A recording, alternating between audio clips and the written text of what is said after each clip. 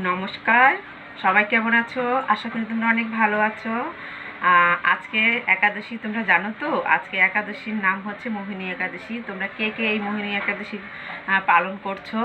তো আজকে আমি একাদশী উপলক্ষে দেখো কত সুন্দর সাবু দিয়ে সবজি রান্না করেছি। আরেকটা রান্না করেছি সাবু দিয়ে পায়েস। দেখো কত সুন্দর খেতে, কিন্তু সেই লাগে পায়েসটা। আর সবজিটা খেতেও কিন্তু অনেক মজা লাগে। তোমরা কে কে এই সবজি আর পায়েস খাও? আমি কিন্তু একাদশীতে এগুলো রান্না করে থাকি, ঠিক আছে?